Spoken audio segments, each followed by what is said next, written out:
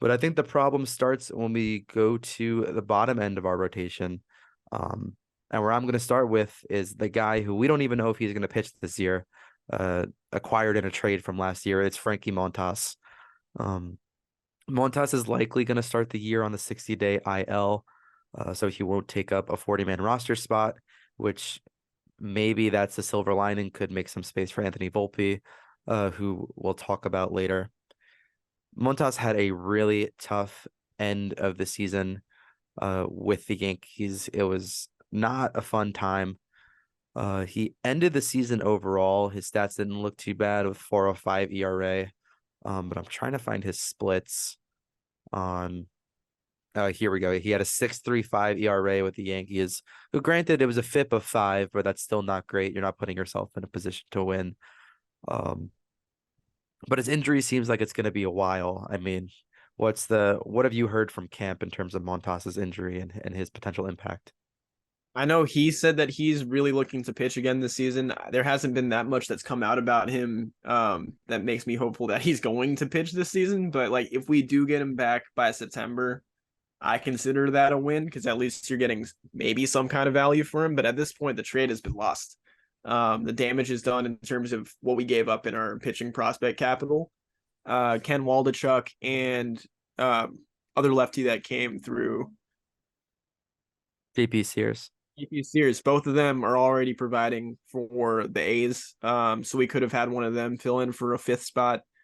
So that's just a brutal trade all in all. But I mean, if we can get him kind of being like 85% of what we saw from him in the first half of the season last year for the A's, in September, that could be reminiscent of an acquisition like Harrison Bader coming up for us in late September and providing that spark plug. I don't have that much faith in him to do so, but he does have a decent track record, and the 405 doesn't ERA does not look great, but he was elite at the beginning of the season. And I don't know, it's a tough case because like there is some really cool stuff there when it comes to his pitch mix. I like his splitter a lot. His fastball when he's feeling good can top out at 97, 98. So that's once again another guy that has, if you're talking about just the pitching tools alone, ace-like stuff. But if he's continued to be, I mean, shoulder surgeries do take a while to come back from. So I can't say that I'm locked in with him even providing for this team at all. But I'd say if we get anything out of him, it means that the Yankees see that he is like really healthy and kind of pitching back to his normal self come September. Yeah. Yeah, and I think he's out for the year. And part of why I think he's out for the year is the rumor was when the Yankees traded for him, he was not 100%, and he said that himself as well. If you look at some of the results data, a lot of the stuff is the same, but his strikeouts went down and his walks went up last year. That's generally emblematic of an injury to the point where his strikeout to walk ratio halved between his time with Oakland and his time with the Yankees, and went from 4 strikeouts for every walk to just over 2 strikeouts for every walk. Had a much higher home run rate, even though it was a smaller sample size. It was significant enough to see that there was an issue with him. And I think we're looking at a timeline for his injury. Maybe he gets back by July or so to a major league field. If we're looking at the same timeline as last year, he gave a really bad 2 months coming off of an injury. I don't see that being constructive for the Yankees, but it depends on how dire our needs are. Because I think, Montas not being in the rotation brings us into our next options, which I think we can talk about them kind of together.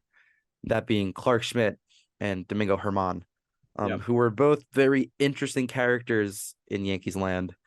Who do you think, if we have Rodon back in, who's our number 5 between those two right now? Honestly, right now it's tough because I mean we just haven't seen Clarke start that much. Like I want to say Schmidt, and I feel like the Yankees want it to be Schmidt, and he's looked good in spring training so far. He strikes out a lot of guys. I think he had like 5 through 2 innings last time he was out.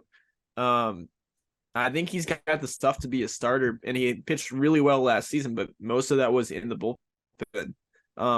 I feel like unfortunately at the moment, like I don't love this guy, but like Domingo Herman is at least a proven starter. His stuff isn't going to overwhelm you. We all know about the off the field issues that he's had. It seems like the Yankees are well past that at this point, so it is what it is. He's on this team as of right now. Maybe he gets traded. Maybe one of them gets traded at some point. But in order for that to happen, we're going to need Rodon fully back. Um, I don't know, man. It's a tough spot. I think that as if you had a gun to my head right now, and we're talking at this very moment, I think that it's Herman. But if Schmidt comes out and has a really good first month, I think it's Schmidt. I think they really just want it to be the homegrown talent that they produced on their own. So that would be Clarke. Yeah, I think Clarke has a potentially a bit higher ceiling.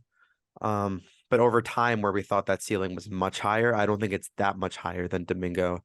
And I think the floor is significantly lower, which is why I agree with you. Domingo just having that 2019 season really helps this case. Like, a proven starter. We don't love Domingo, but he was able to go 150 innings. Even in 2021, how many did he go? He had 100 innings in 2021. Last year, not quite as many because he had injury and suspension. I think he had suspension he was serving as well Midway through. last year. Mm-hmm. Um, yeah. So I think Domingo is that number 5. I would love for this to be a legitimate problem, putting Clarke in the bullpen. I think Domingo is less likely to be a swingman, whereas Clarke can be a long man and a starter, go back and forth.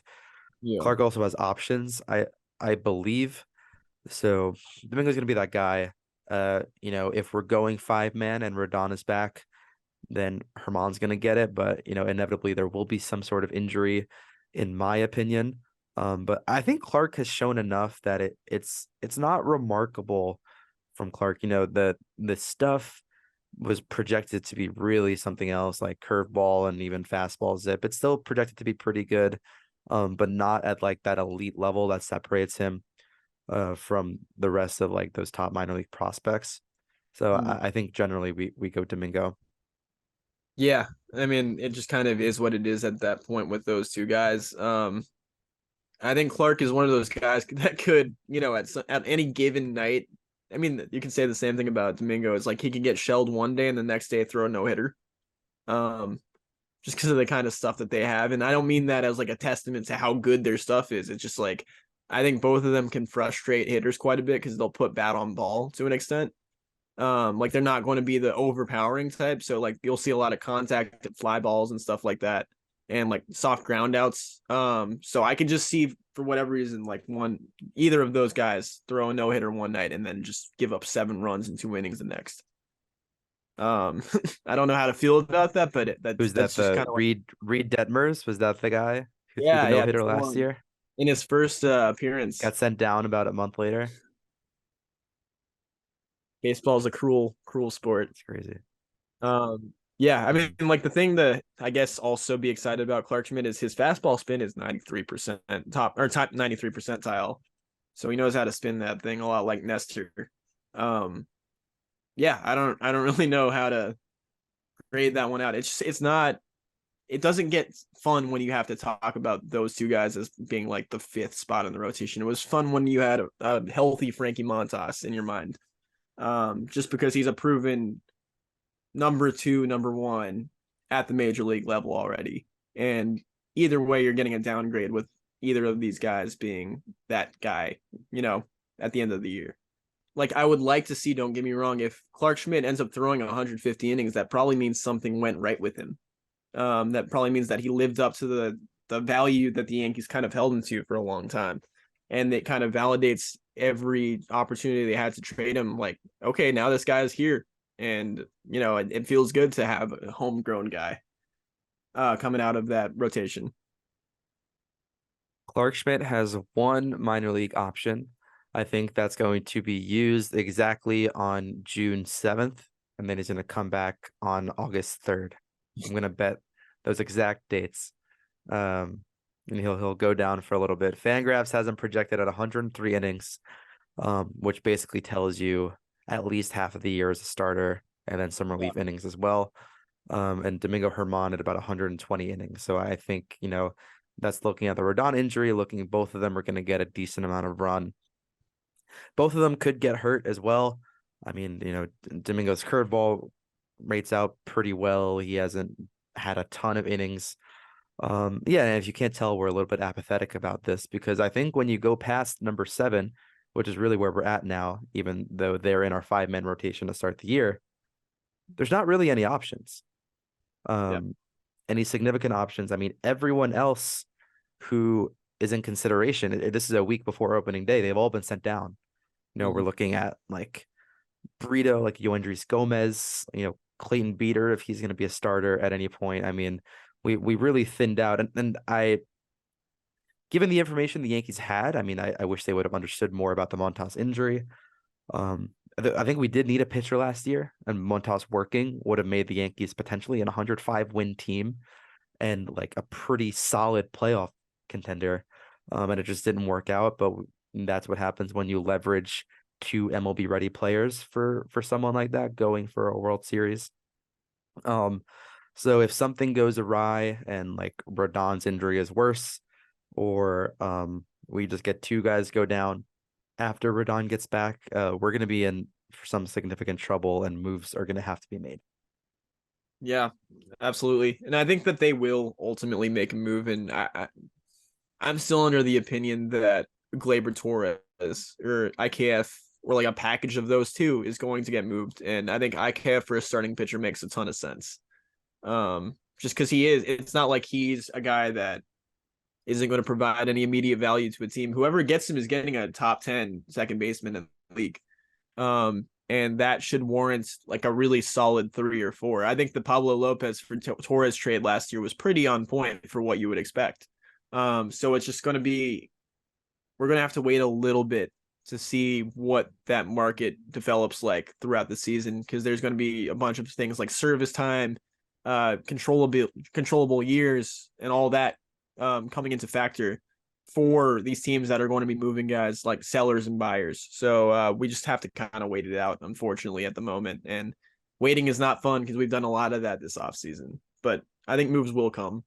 I think the roster in general will look very different from what we're seeing it as right now.